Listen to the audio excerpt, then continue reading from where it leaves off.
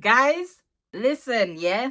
I've not even reached my monetization stage yet. I don't want to get there and then find out that I'm now getting demonetized. Some of us have not yet even made it out the gate. And so I saw one or two videos on my homepage where these YouTubers were talking about the fact that they got demonetized for certain reasons. I was like, listen, that's not my portion. And so I spoke to my good friend ChatGPT to find out what are the top 5 reasons that people get demonetized for. Hey guys, you're back with your girl, Miss Annie J. And today, yes, I am going to cover ChatGPT's top 5 reasons for why people get demonetized on YouTube, okay? Because those of us that aren't there yet, we're not trying to land in that position. Right? Now, I don't know if it gave these reasons to me in no particular order, okay? Because it did list them as 1, 2, 3, 4, 5. So I'm going to tell you guys what these are in the same order that ChatGPT gave them to me. Reason number 1. Violating advertiser-friendly guidelines. And I'm going to, because I wrote it down, okay? Because I didn't want to come and misrepresent the responses that I got from ChatGPT, because I don't want further problems, and now I get in trouble for that as well. But it said, YouTube has strict rules about content that can display ads. So for example, if your videos have excessive profanity, violence, adult themes, or controversial topics, like sensitive political issues or social issues. In these instances, what tends to happen, apparently, is that the video itself will get demonetized rather than your channel. Now, in my opinion, if you're doing it constantly all the time, then I don't know, I just feel like you're putting yourself in a shaky position. So if you're somebody that creates videos and you're constantly swearing through your videos, then it's not advertiser friendly content. You know what I mean? As you guys know, I don't use profanity anyway, okay? So in that regard, I feel like I'm safe. But there are channels where people, every other word, it's like, come on. Nah, sometimes it's just unnecessary. Like, I know, yeah, that I can be jokes. Yeah, I've got banter, and I don't need to use profanity to exude that banter. Like, I come with the vibes, yeah? And it's all family friendly, so anybody can watch my videos. And I think that's what YouTube are getting at. So if you're somebody that likes to use the profanity, adult themes, violence, hey, watch yourself, because you may find yourself in a little pickle. Reason number 2, repeated community guidelines violations. What do they mean by this? And I love ChatGPT because it throws in some examples, like, and I'm like, oh, okay, I get it. So as an example, hate speech, harassment, dangerous challenges. And this was the example that ChatGPT gave. A prank channel repeatedly posting harmful and or misleading pranks. What happens? Demonetization can be video level, but in severe cases, it can be a full channel demonetization. Doing videos and you're talking about how much you hate a particular group of people or things like, yeah, YouTube is not going to stand for it. Yeah, you're going to hit the dust. And your monetization money is going to be pew out the door. Number 3, and this is one that even before coming across this stuff that I was like very sort of careful about, reusing copyrighted content. This is a popular reason apparently for why people get demonetized.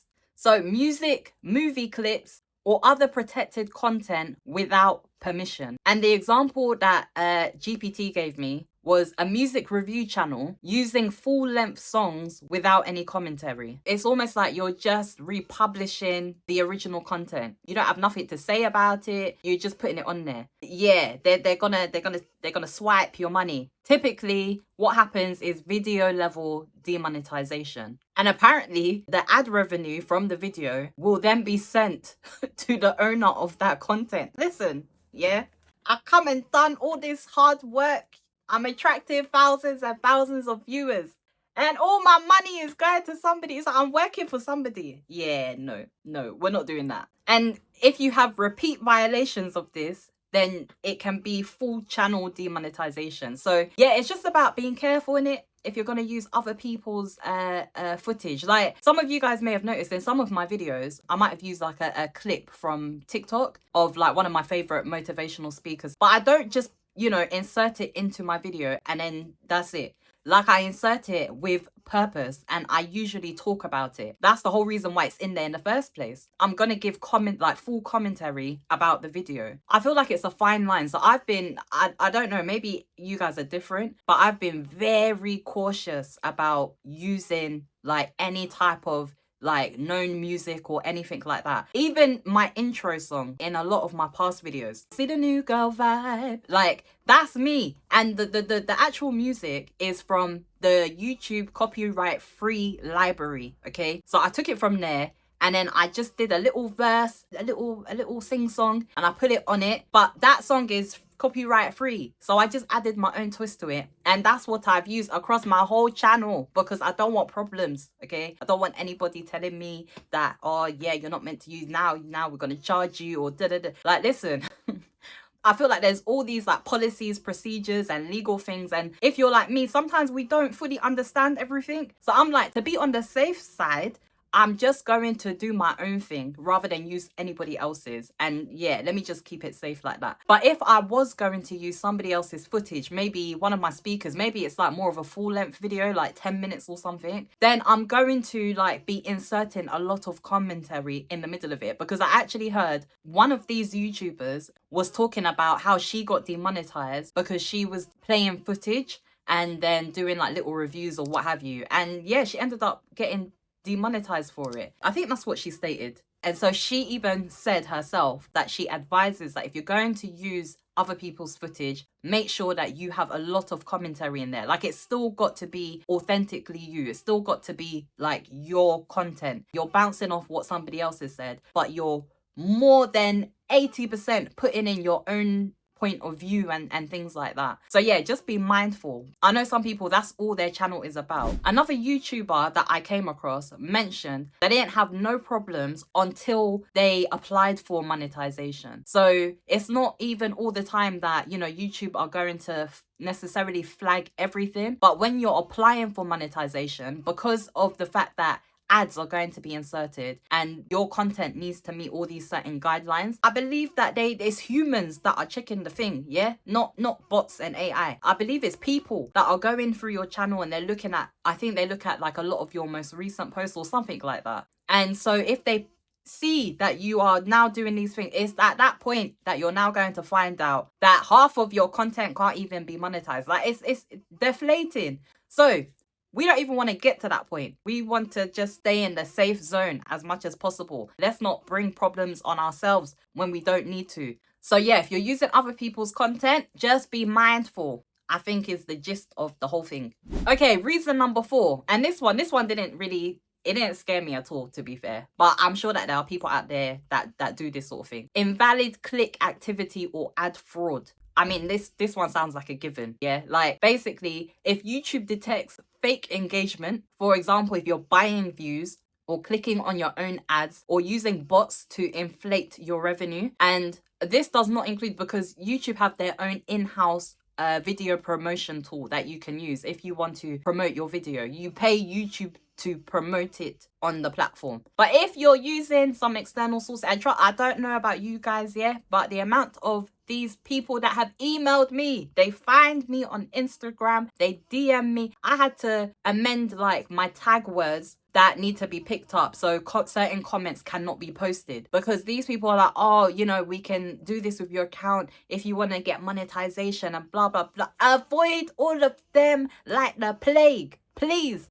Do not give into it. I know the journey is tough. It takes time. It's not easy doing this YouTube thing. I'm not gonna lie. But still, it still takes hard work, consistency and perseverance. Don't go for the shortcuts, because shortcuts are going to leave you to the end of a cliff with a very big drop. And we're not trying to do that to our lives, okay? Avoid the fake, avoid the fraud. Because this particular situation, yeah, your whole channel, that's it. Cancelled. You're out of here.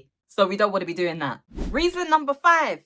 If you are not meeting the YouTube partner program requirements. Now, at first, this confused me a bit until I kept reading. You have to have your 4,000 watch hours, 1,000 subscribers, etc. before you can even apply to get monetized. This is talking about once you are monetized. So to stay monetized, you need to still have 1,000 subscribers, still be hitting your 4,000 watch hours in the most recent 365 days, most recent year, and no repeated policy violations. If you do not meet this, cancelled.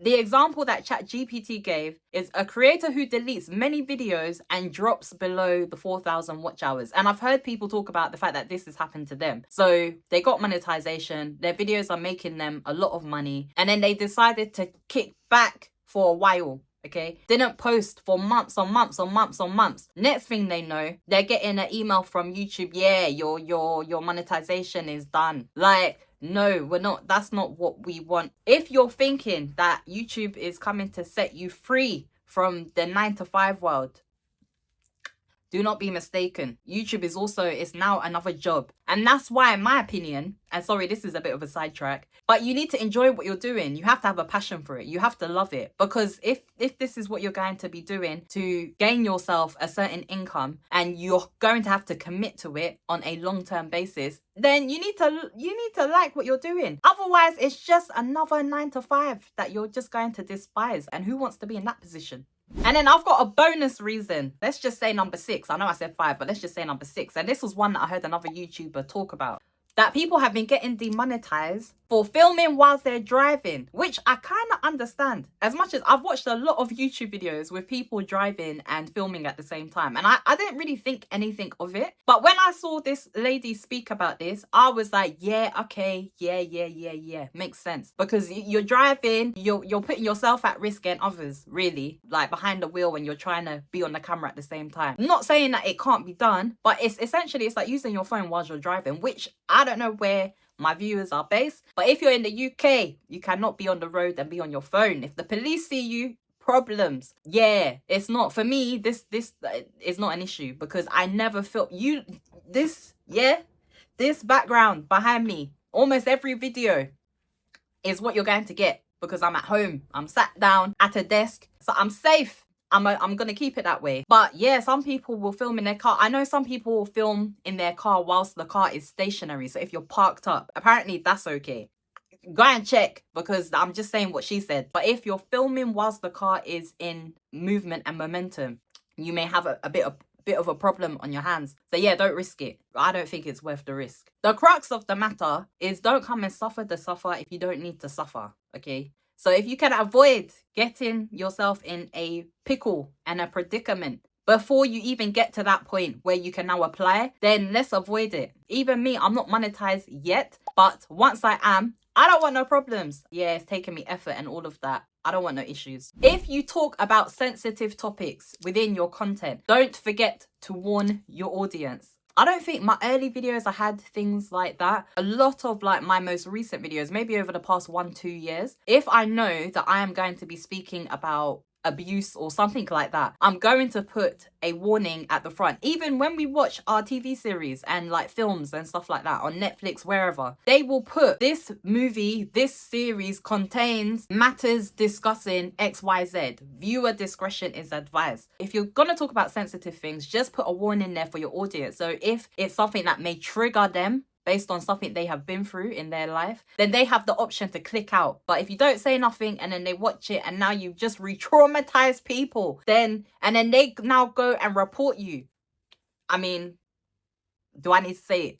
It's going to be problems. We don't want problems at all. Ultimately, do your YouTube your way. Be authentic, be yourself. Like, sometimes I come with the banter, the jokes and all the rest of it. And some of my videos, I'm actually rather serious. But it's a balance of my actual personality. Like, this is how I am in person. It's not every day that I'm on cloud 9 and, you know, I'm doing joke. And some days I have to be a bit serious. So my YouTube reflects my personality, and I don't want to shock my audience at any point. So there may be people that come on my channel who specifically want to watch my nail videos, or they want to see my hair videos, or there are people who may want to see the topics I talk about in terms of well-being. Those videos that I all have, they're in very different particular areas, but it all rounds up to wellness, which is what my channel theme is about. And at the same time, it gives me the flexibility to kind of bounce between different ideas rather than just being stuck in one particular subject. Like, as much as I love all these things that I talk about, I cannot picture myself just picking one and doing that over and over and over. That will be my YouTube aspirations down the drain, because yeah, that will tire me out. And so even though maybe the algorithm may still be struggling a little bit to figure out exactly what it is that my channel is about,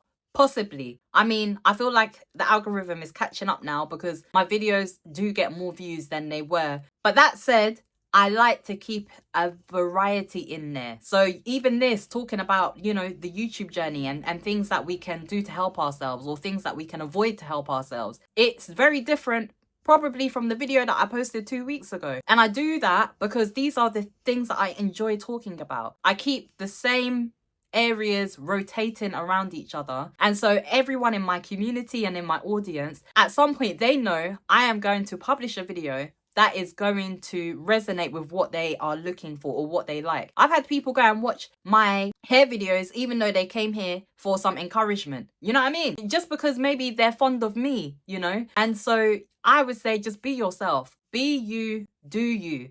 Don't worry about what everyone else is saying. Like, you can get just so caught up in all these YouTube gurus giving all this advice about how to do this and how to do that and how to get more views and all the rest of it. And you can get so, it just takes the fun and enjoyment out of the whole thing. And so for me, I don't watch them videos too much, too tough. I'm not going to lie. I'm just trusting my own gut. I'm trusting my instinct. I'm trusting my authenticity and the person that I am. And I'm trusting God most importantly. And I know my audience are going to find me because they've been finding me. Okay. So if you guys want to hear a little bit more about my YouTube journey, I am going to pop a couple of videos right here. You might even like the wig that I've got on today. I've done a video for that, guys, and I'm going to pop that here as well.